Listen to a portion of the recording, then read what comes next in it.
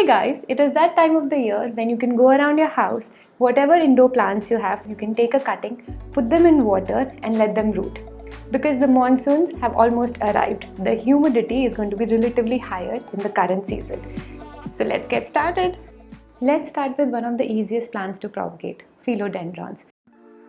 They send out these aerial roots around their node, and this is what is going to be really important for us in propagation. As you already know that I love talking about the why of everything, the reason these plants have aerial roots is because these roots help the plant to anchor onto a new substrate. Actually, aerial root refers to any root that is coming out of the plant above the soil. We will snip just under this aerial root. When you snip it, the growth hormone coming out of the plant helps developing roots. For propagation, you can use regular water or RO water. It does not really matter. On my book stand here, you would actually see a lot of plants are growing. The trick here is most of them are growing in these plastic or glass containers. So that means that there will be no leaking water from underneath. Here I have a Philodendron oxycardium growing. Look at the roots, how big they have become.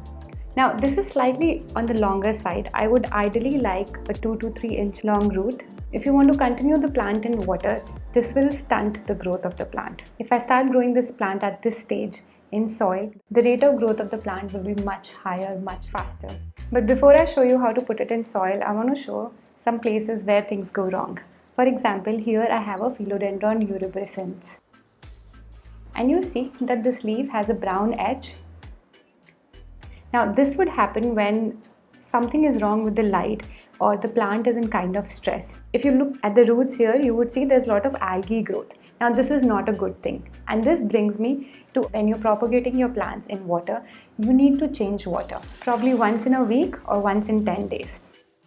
Why do we do this? Number one, for aeration. Because there's dissolved oxygen in water, we need more oxygen for the roots to breathe. Secondly, the only source of nutrition for this plant is the dissolved nutrients in water, right? Now, if you do not change the water, no new nutrients will be added and the plant growth will be stunted.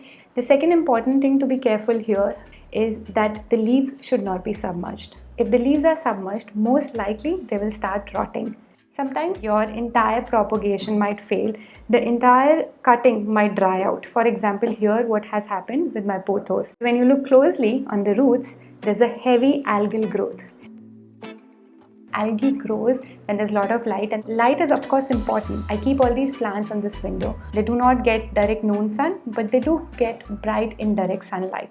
The third thing with the failing cutting, you would see that some part of the stem has yellowed. To avoid this, I would recommend first start with a bunch of cuttings so that even if 1 or 2 fails, if you've started with 5, there's a good chance the rest of the 3 will survive. In the same water, I had this plant and I had this plant. Definitely it's not the water or the light or the environment that is killing the plant, because one of them is doing really well, but here this pothos cutting is not doing well. So it could be something related to the cutting or the plant itself. And in this case, you can't do much to save the plant. The same propagation method will work with any plant that grows aerial roots. For example, this monstera. I have another kind of monstera growing here. To avoid plants coming in my way, I like to hang them. For planting cuttings, I like to use well-draining soil. So here in this soil, I have coco peat, compost and perlite. If you don't have access to either one of them, it's completely okay. In fact, if you don't have access to any one of them, it's still okay. You can use the regular soil you have access to. I don't want anyone to limit the joy they may get from gardening. Start with whatever you have access to. Now, if you notice, I have various sizes of pots here. An ideal size for, let's say, a cutting of something like this is about 3-inch deep pot.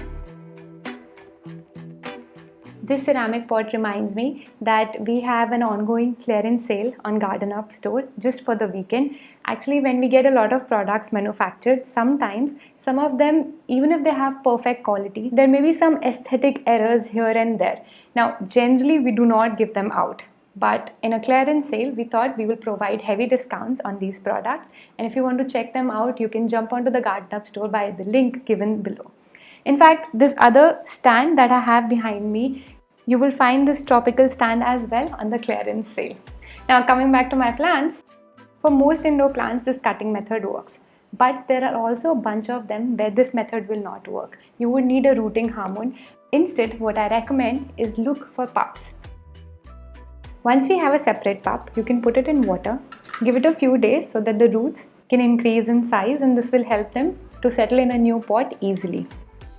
The same thing I have done with the Canna species plant as well. I keep collecting these glasses to propagate my plants in them. Do you see that the roots have become really intense here? When I separate them out, some of the roots will get damaged in the process. And this is actually not a good thing to do. I think without damaging the big ones, I am going to cut the other ones.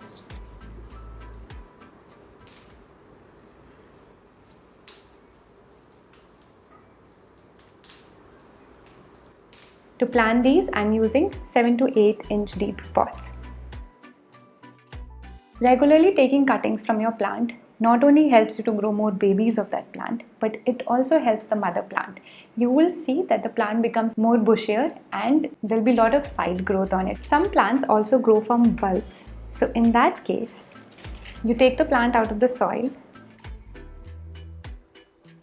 separate the bulbs, and now this bulb you can put it in water or you can sow it directly in soil.